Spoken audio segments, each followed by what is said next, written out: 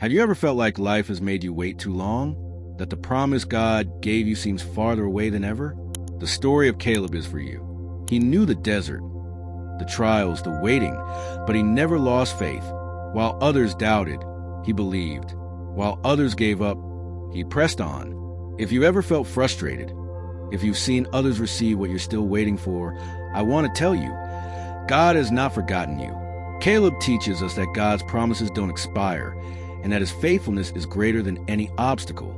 This is a story of a man who waited 40 years without losing hope, who faced giants without fear, who conquered the impossible because he knew what God promises, he fulfills. And if he did it for Caleb, he will do it for you too. Get ready, because this story will change the way you see waiting, struggle, and victory.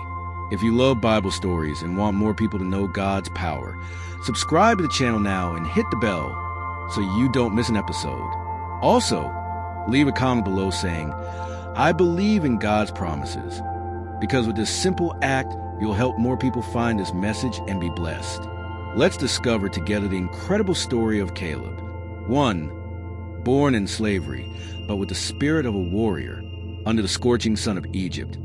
In a land where the cries of Hebrew slaves mixed with the crack of whips and the unbearable weight of stones they lifted for Pharaoh, a child was born who would change Israel's history, Caleb. From a young age, Caleb saw firsthand brutality with which the Egyptians treated his people. The Hebrews labored without rest, day and night, building cities and monuments for Pharaoh. Their backs were marked by suffering, but their hearts still beat with the hope of the promise given to Abraham, a land where they would be free, a land where they would no longer be slaves, but a mighty nation under God's blessing. His father, Jephunneh, was a man from the tribe of Judah, one of Israel's most prominent tribes. From childhood, Caleb heard about God's promises, how he had guided their ancestors, about Joseph, the man who had once been a prince in Egypt, but whose memory now seemed forgotten by the new pharaohs. While other children played among the stones and dust of the Egyptian desert, Caleb listened as the elders spoke of the land that would one day be theirs. God promised us Canaan, they said with trembling voices, a land flowing with milk and honey. But as he grew, Caleb began to see that many in his people had grown accustomed to slavery. Some resigned themselves to it. Others simply survived, and only a few kept the hope of liberation alive. But Caleb refused to accept a life in chains. In his heart burned a different fire. Though he was a slave, he had the spirit of a warrior. He didn't know how, but he was certain God had not forgotten him. Years passed, and the suffering of the people grew worse.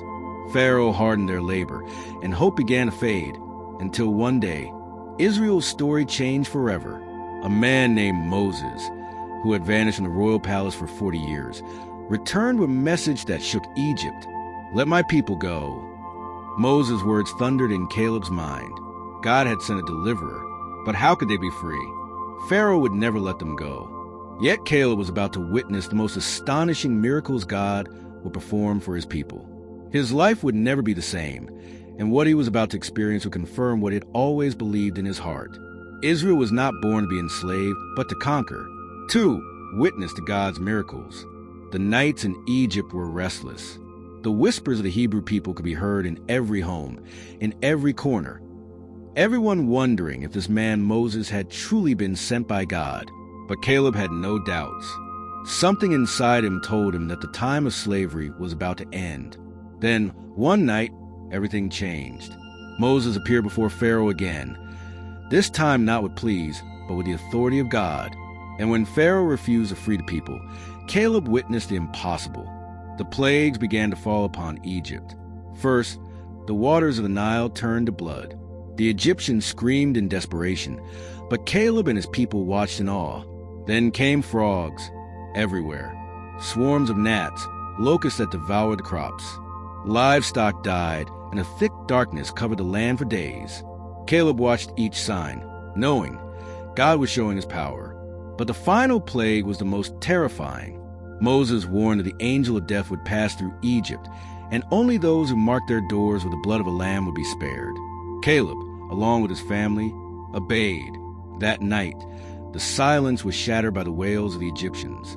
Pharaoh could bear it no longer, and with a broken heart, he let God's people go. The sun had not yet risen when Caleb and thousands of Israelites began their exodus. For the first time in generations, they walked as free men. But their joy soon turned to fear when they realized Pharaoh had changed his mind. He was coming after them with his mighty army. Before them, the Red Sea stretched like an impenetrable wall. Behind them, Egyptian war chariots closed and fast. The people panicked, but Caleb stood firm. He had seen God humiliate Egypt, and he knew the Lord had not brought them this far just to let them die. Then Moses raised his staff, and Caleb witnessed the unthinkable. The sea split in two, forming a dry path through which the entire nation crossed. With every step, Caleb felt the wind from the towering walls of water on either side. It was a miracle. When the last Israelite reached the other shore, Moses lifted his hand again, and in an instant, the waters crashed down, swallowing Pharaoh's army. Caleb couldn't believe it. They weren't just free. They had witnessed God's power in its fullest glory. That day, Caleb learned something that would mark his life forever. God never abandons those who trust in him. He had seen it with his own eyes. And now, more than ever, he was ready for what lay ahead. Pause for a moment. If this story is impacting you, make sure you subscribe to the channel. It's completely free, so you won't miss more powerful stories like this. And if you believe this message can bless someone, share it right now. Your action could help others witness God's power. 3. God's law and the covenant with Israel. After the miraculous crossing of the Red Sea, the Israelites journeyed through the wilderness with a newfound sense of freedom. Caleb walked with determination, sensing the desert wind whispering of a new destiny. Yet the thrill of liberation was soon tested by harsh conditions. Hunger, thirst, and uncertainty began shaking the faith of many. Despite having seen God's wonders firsthand, the people grumbled. They longed for Egypt's food and doubted God's provision.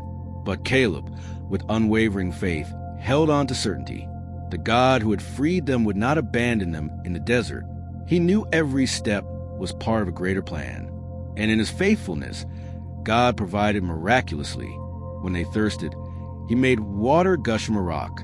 When they hungered, he rained manna from heaven and sent quail to feed them. Caleb realized God wasn't just freeing them. He was teaching them to depend on him completely. Finally, after months of travel, the people arrived at the foot of a towering mountain, Mount Sinai. There, Moses commanded them to prepare. God himself was about to speak. Caleb sensed something monumental was coming. The days of preparation were solemn. No one could touch the mountain, for God's presence would descend upon it with indescribable power. Then the appointed day arrived. A deafening roar shook the earth. Lightning split the sky.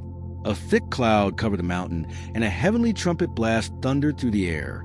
It was the voice of God, revealing himself to his people. Fear gripped many. But Caleb, steadfast in heart, knew he was witnessing a historic moment. God was establishing his covenant with Israel. Moses ascended the mountain and stayed for 40 days as God gave him the tablets of the law, the 10 Commandments, to guide Israel as a holy nation. But in Moses' absence, the people fell into temptation. Desperate for leadership, they convinced Aaron to make a golden calf to worship. Caleb watched in outrage.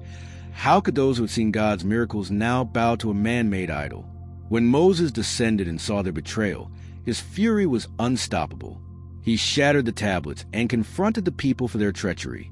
That day, Israel learned. It wasn't enough to leave Egypt. Egypt had to leave their hearts. In his mercy, God renewed his covenant. New tablets were carved, and Moses returned with his face radiant, reflecting the Lord's glory. The people had to understand. True freedom wasn't just liberation from slavery. It was walking in obedience and holiness. Caleb grasped this better than anyone. He didn't just want the promised land. He wanted to live in God's will. And though the journey had only begun, he was ready for what came next. For the 12 spies, a report of faith versus fear. After months in the wilderness, Israel finally stood at the edge of their destiny. In the distance lay the land God had sworn to Abraham, Isaac, and Jacob. Canaan, a land flowing with milk and honey. Caleb's heart pounded. The moment had come to claim God's promise. But before they could enter, God instructed Moses, "Send 12 spies. one from each tribe, to scout the land and bring back a report. Detailed report on its inhabitants, cities, and resources.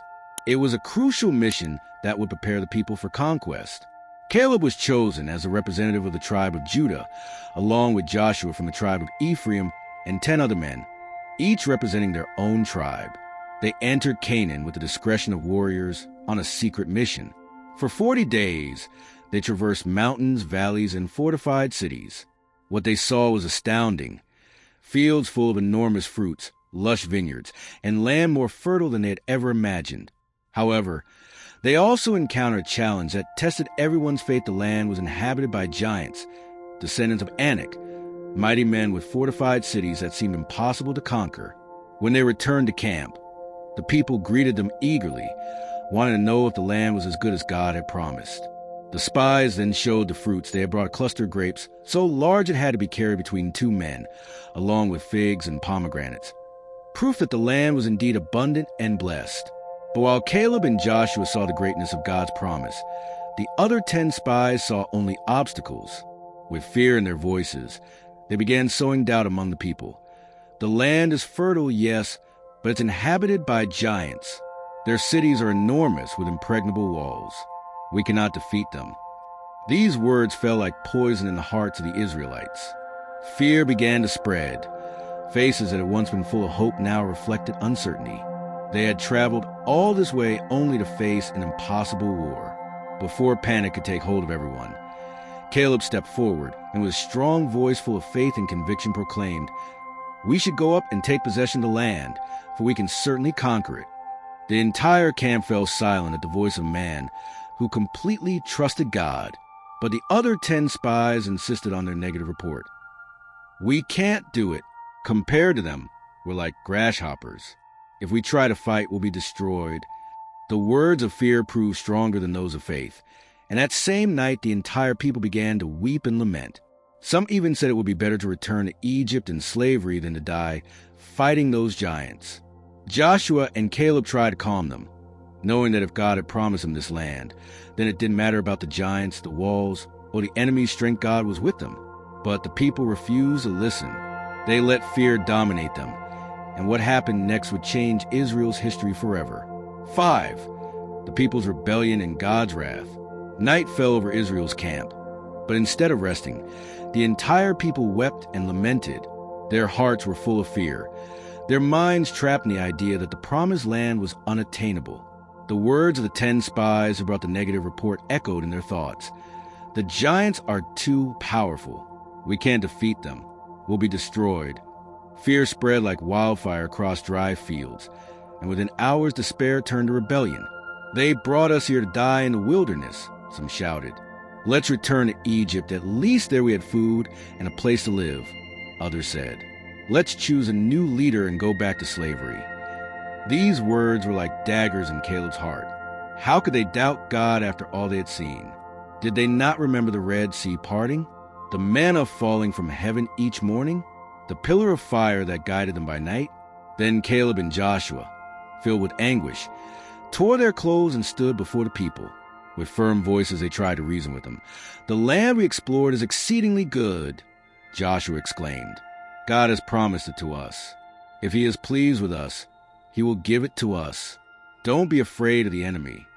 Caleb added boldly, "Do not rebel against the Lord. The people of Canaan may be strong, but God is with us. They will be like bread for us to consume." The people fell silent for a moment. Their words were powerful, but fear still ruled their hearts. What happened next became one of the greatest tests of unbelief in Israel's history. "Let's stone them," some men shouted. The people were so blinded by fear, they wanted to kill Caleb and Joshua for speaking the truth. But at that moment, a brilliant light shone over the camp. God's glory descended upon the tabernacle like a shining cloud, and a heavenly roar made the earth tremble. God himself had come to intervene. From the cloud, the Lord's voice thundered in anger. "How long will this people despise me? How long will they refuse to believe in me, despite all the miraculous signs I performed among them?" Moses, seeing that God was about to destroy Israel for their unbelief, fell face to the ground and pleaded for the people's lives.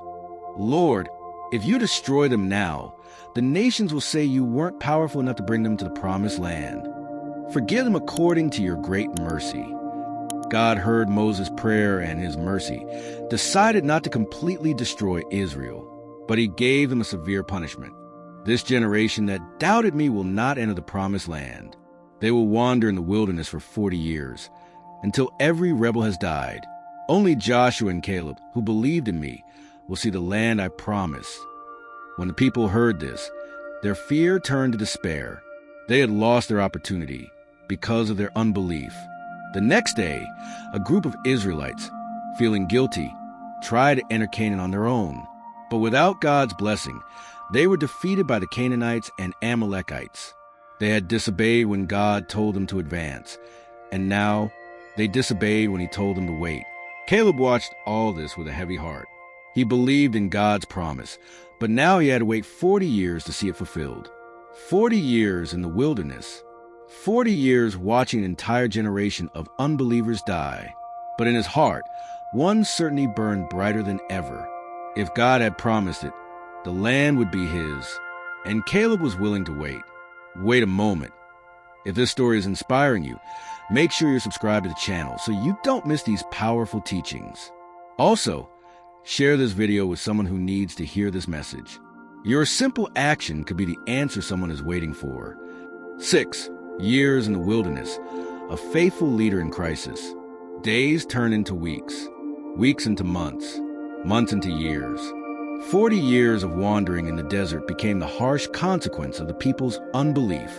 For many, it was an unbearable punishment. But for Caleb, it was a test of faith, one he was willing to endure. From that fateful day when Israel rejected God's promise, Caleb watched as an entire generation began to die in the wilderness. Year after year, improvised funerals were held on the scorching sand. Those who had doubted God's power would never see the promised land. But Caleb remained steadfast. He refused to let hopelessness contaminate him. While others complained, he kept believing. While others grumbled against Moses, he stayed loyal. The desert days were exhausting. The blistering heat beat down mercilessly. The sand seemed endless, and God's provision became their only sustenance. Every morning, manna fell from heaven, a reminder that God had not abandoned them. Every night, the pillar of fire lit up the camp, assuring them of his guiding presence. During those years, Caleb witnessed God's miracles continue.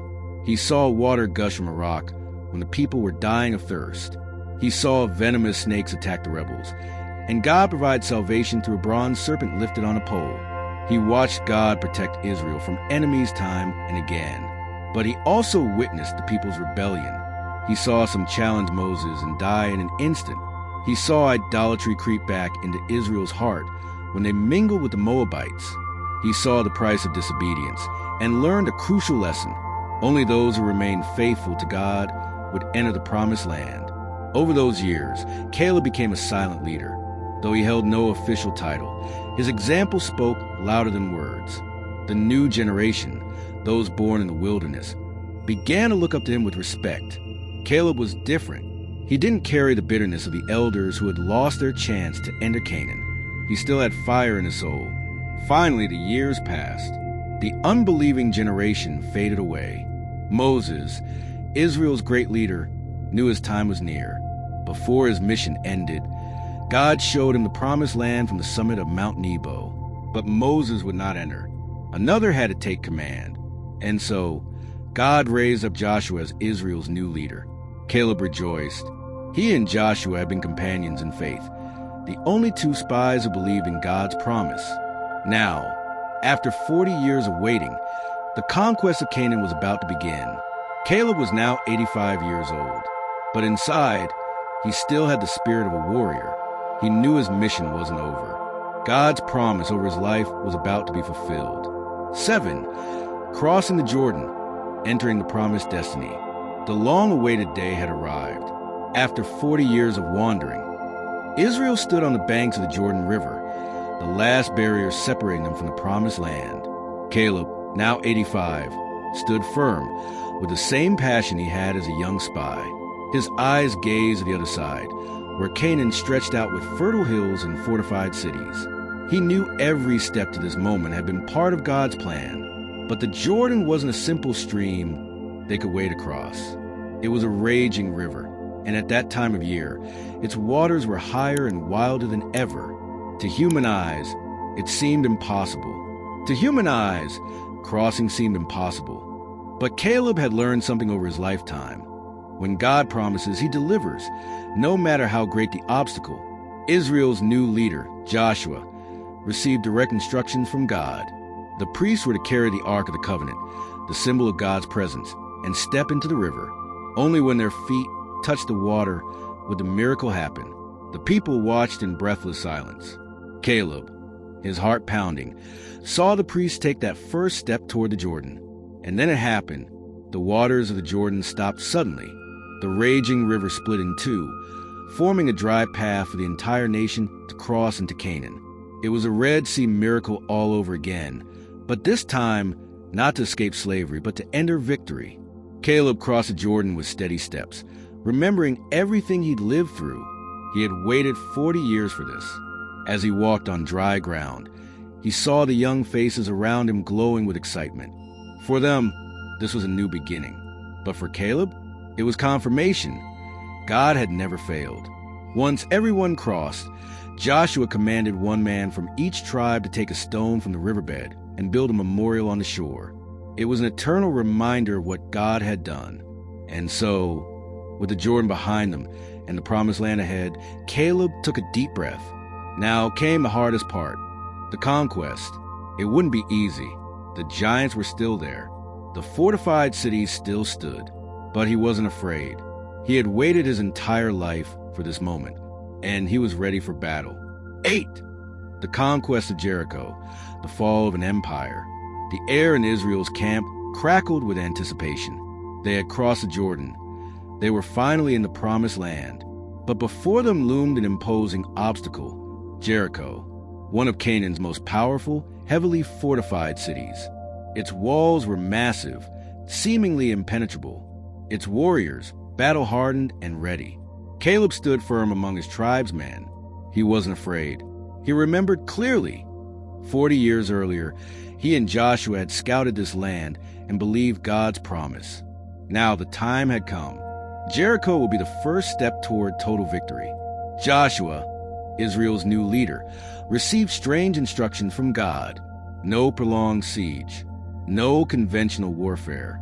God himself would hand them the city. For 6 days, they would march around Jericho once a day, in complete silence, with priests carrying the ark and blowing trumpets. But on the 7th day, they would march 7 times. At the final trumpet blast, the entire nation would shout, and the walls would collapse. To human logic, the plan seemed insane. How could trumpets and shouts topple walls? But Caleb, who had seen God's miracles again and again, knew the battle was already won.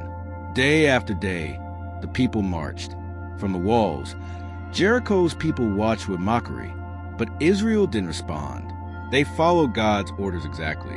Caleb walked with confident steps, knowing each lap around the city was a step closer to victory. Then the 7th day arrived. From dawn, they marched. First lap, second lap, third lap. The sun blazed, but they didn't stop.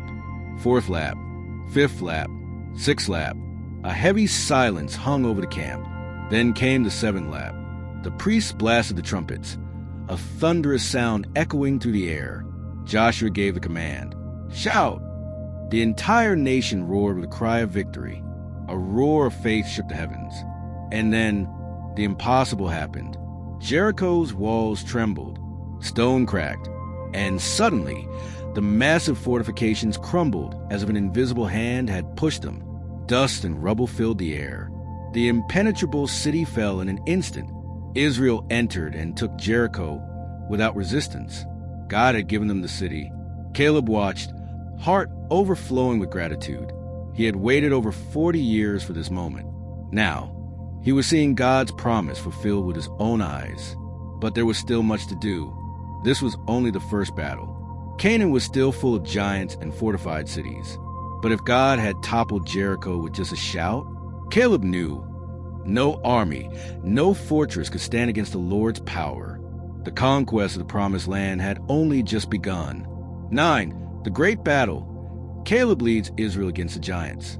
With Jericho's fall, Israel learned a powerful truth. God fought for them, yet the victory in Canaan wouldn't come easily.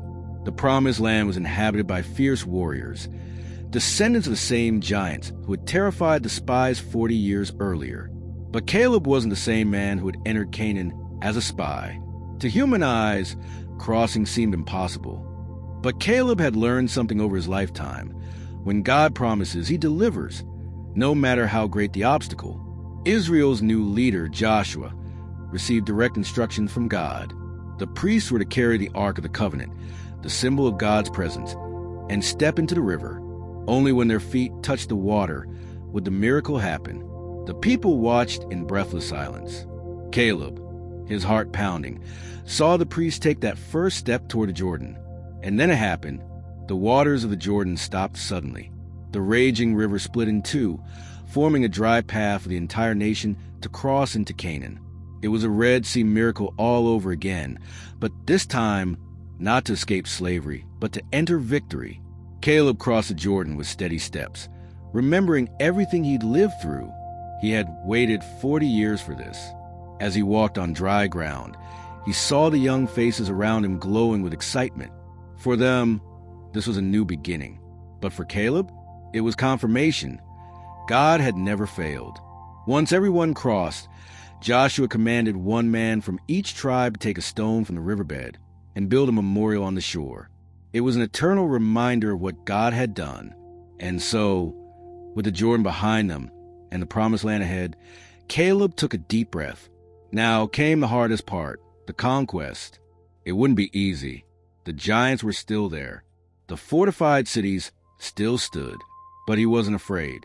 He had waited his entire life for this moment, and he was ready for battle. 8. The conquest of Jericho, the fall of an empire. The air in Israel's camp crackled with anticipation. They had crossed the Jordan. They were finally in the Promised Land. But before them loomed an imposing obstacle, Jericho, one of Canaan's most powerful, heavily fortified cities. Its walls were massive, seemingly impenetrable. Its warriors battle-hardened and ready. Caleb stood firm among his tribesmen. He wasn't afraid. He remembered clearly. 40 years earlier, he and Joshua had scouted this land and believed God's promise. Now the time had come. Jericho will be the first step toward total victory. Joshua, Israel's new leader, received strange instructions from God. No prolonged siege. No conventional warfare. God himself would hand them the city. For 6 days, they would march around Jericho once a day, in complete silence, with priests carrying the ark and blowing trumpets. But on the 7th day, they would march 7 times. At the final trumpet blast, the entire nation would shout, and the walls would collapse. To human logic, the plan seemed insane. How could trumpets and shouts topple walls? But Caleb, who had seen God's miracles again and again, knew. The battle was already won. Day after day, the people marched. From the walls, Jericho's people watched with mockery. But Israel didn't respond. They followed God's orders exactly. Caleb walked with confident steps, knowing each lap around the city was a step closer to victory. Then the 7th day arrived. From dawn, they marched. First lap, second lap, third lap. The sun blazed, but they didn't stop. Fourth lap, fifth lap, sixth lap. A heavy silence hung over the camp. Then came the 7th lap. The priests blasted the trumpets, a thunderous sound echoing through the air. Joshua gave a command, "Shout!" The entire nation roared with a cry of victory. A roar of faith shook the heavens. And then the impossible happened. Jericho's walls trembled, stone cracked, and suddenly the massive fortifications crumbled as if an invisible hand had pushed them. Dust and rubble filled the air. The impenetrable city fell in an instant. Israel entered and took Jericho without resistance. God had given them the city. Caleb watched, heart overflowing with gratitude. He had waited over 40 years for this moment. Now, He was seeing God's promise fulfilled with his own eyes, but there was still much to do. This was only the first battle. Canaan was still full of giants and fortified cities. But if God had toppled Jericho with just a shout, Caleb knew no army, no fortress could stand against the Lord's power. The conquest of the Promised Land had only just begun. 9. The Great Battle. Caleb leads Israel against the giants with Jericho's fall. Israel learned a powerful truth. God fought for them, yet the victory in Canaan wouldn't come easily. The Promised Land was inhabited by fierce warriors, descendants of the same giants who had terrified the spies 40 years earlier. But Caleb wasn't the same man who had entered Canaan as a spy. Now, he was a conqueror. After Jericho's victory, Israel pressed forward. Canaan's armies began uniting to defend their territories. News of God's wonders spread fast. Mighty kings trembled hearing how Israel, with the Almighty's help, destroyed fortress after fortress.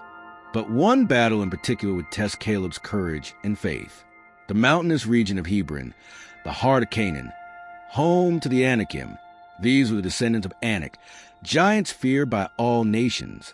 Their cities were impenetrable, their warriors colossal. These were the same giants who had terrified Israel 40 years earlier. But Caleb wasn't afraid. In fact, Hebron was the land God had promised him. Back when Moses was alive, God had assured Caleb this territory would be his. Now, at 85 years old, Caleb was ready to fight for what was his. He approached Joshua and, with the firm voice of a warrior who knew no fear, claimed his right. You remember what God promised that day. The land my feet walked on will belong to me and my descendants forever. Joshua looked at him with admiration. Caleb was old in years, but his strength was that of a young man. Fire still burned in his heart. I am 85 years old, Caleb continued, but I have the same strength I had at 40. I've lost none of my vigor for battle. Then, lifting his gaze toward Hebron, he declared, Give me this mountain. God has promised it to me. I will drive out these giants by the Lord's strength. Joshua didn't hesitate. He knew no one in Israel had Caleb's conquering spirit. Go and take what is yours, Joshua said. May God be with you. With a sword in his hand and God's promise in his heart, Caleb marched toward Hebron with his men. The Anakim had never faced an enemy like this. They were used to striking fear into hearts. But Caleb feared nothing and no one. The battle was fierce. The giants roared on the battlefield. Their swords were massive, their shields like walls. But Caleb advanced with unshakable conviction. God was with him. One by one, the Anakim fell. Their city walls couldn't protect them. Their strength couldn't withstand the arm of a man fueled by faith. When the last sword fell, Hebron belonged to Caleb. It was his land. He had waited 40 years for it. He had believed when everyone else doubted, and now it was his. From that day, Hebron became a symbol of faith and determination. It was called Caleb's inheritance, a testimony that those who believe God without doubt will receive what he has promised. But Caleb's story wasn't over yet. His legacy was about to be established forever. Quick pause. If you haven't already, subscribe to the channel now so you don't miss more stories like this. And if this message is speaking to you, share it with someone who needs to hear it. Your simple action could be the encouragement someone needs today. 10. A promise fulfilled. Caleb's legacy. The wind blew fiercely across Hebron's heights. But Caleb stood firm, gazing at the land that was finally his.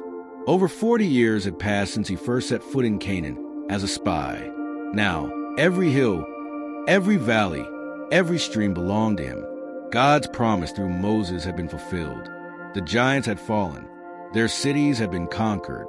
Hebron was Israel's. Yet for Caleb, victory wasn't just about claiming land. It was about witnessing God's faithfulness. He knew this territory wasn't just for him, but for his descendants. So he began organizing his family and tribe to settle there. They built homes, planted fields, and raised altars to thank the Lord. But Caleb's story wasn't just about conquest. It was a legacy to pass down. He taught his children and grandchildren. The real battle wasn't against giants, but against doubt and unbelief. God had been faithful, and Caleb's life was living proof. When you trust the Lord without reservation, he keeps his promises. 11. Caleb the warrior, I still have the same strength. Years pass, but Caleb never lost his vigor. At 85 years old, his energy still rivaled younger men's. Israel watched him in awe, while others aged under life's weight. Caleb aged with the strength of faith. In every battle, every challenge, he fought like he was still 40. He hadn't lost his warrior spirit or his determination. His words became a testimony to all. I am old, but I still have the same strength I had in my youth. I am ready for war and any challenge. Caleb didn't speak from arrogance, but from certainty. He knew his strength didn't come from himself. It came from God. With each passing day, Hebron stood as a monument to his faith, proof that God never forgets his promises. 12. Victory over the Anakim, the final obstacle to the promise. Though Hebron now belonged to Caleb, some threats remained in the region. A few descendants of the Anakim, the giants, still resisted, attempting to regain control, but Caleb would not allow it. For him, an incomplete victory was not enough. So he gathered his men, sharpened his sword, and went out to battle once more. The hills of Hebron echoed with war cries. The giants fought fiercely, but Caleb's determination was unshakable. Finally, after one last brutal battle, the Anakim were completely driven out. Hebron had no more enemies. The land was fully his, just as God had promised, covered in dust and sweat. Caleb lifted his eyes to heaven and thanked God. There was nothing left to fear. The promise had been fulfilled. 13. Hebron becomes his legacy. After so many years of struggle, Caleb finally enjoyed peace in the land he had conquered. But he didn't keep it all for himself. He shared his inheritance with his family and tribe. One of the most remarkable things he did was give his daughter, Achsah, land with natural springs. He didn't just want her to have territory. He wanted her to have access to the source of life, a blessing that would ensure her family's prosperity for generations. Hebron became more than just a symbol of victory. It stood for faith, perseverance, and faithfulness to God. Caleb wasn't a king or a priest, but his story would inspire entire generations. 14. Caleb, an example for future generations. Over time, Caleb's name became synonymous with unshakable faith. He was the man who refused to be overcome by fear when everyone else doubted. The man who waited 40 years without losing hope. The man who fought giants and defeated them by God's strength. His story was told to Israel's children and youth as a reminder. When God promises something, no matter how long it takes, he always fulfills it. Hebron wasn't just a piece of land. It was proof that faith opens paths where there seemed to be none. And so, Caleb left a legacy that transcended generations. 15. An eternal legacy. The faith that conquers giants years passed, and Caleb finally rested, leaving an indelible legacy. But his story was never forgotten. Every time an Israelite passed through Hebron, they remembered the old warrior who fought with the heart of a young man. Every time someone faced a challenge, they remembered Caleb and his faith that never wavered. Because Caleb's true story wasn't about wars or conquests. It was about a man who believed in God when everyone else doubted. A man who faced giants without fear. A man who waited patiently and never stopped trusting. A man who teaches us that when God makes a promise, nothing and no one can stop it from coming to pass. Because the faith that conquers giants is still alive today. And Caleb's story still inspires those who are willing to believe. Caleb's story isn't just a tale from the past. It's a message for you today. Maybe you've waited for years. Maybe you fought invisible giants. Maybe you feel like the promise God gave you hasn't been fulfilled yet. But listen closely. If God promised it, he will do it. Caleb taught us that. True faith doesn't give up. Waiting is a waste of time. It's preparation. God's promises don't expire. If the wilderness has worn you down, if voices of fear are trying to stop you, remember, no matter how long it takes, no matter how big the giants seem, what God has for you, no one can take away. Now is your moment. It's time to believe like Caleb, to move forward without fear, to take hold in faith of what God has already declared for your life. Because the faith that conquered giants is still alive today, and it lives in you. Now I want to hear from you. What did you think of Caleb's story? Leave a comment below, because with this simple act, you'll help more people find this message and be blessed. Your words could inspire someone today. See you in the next video.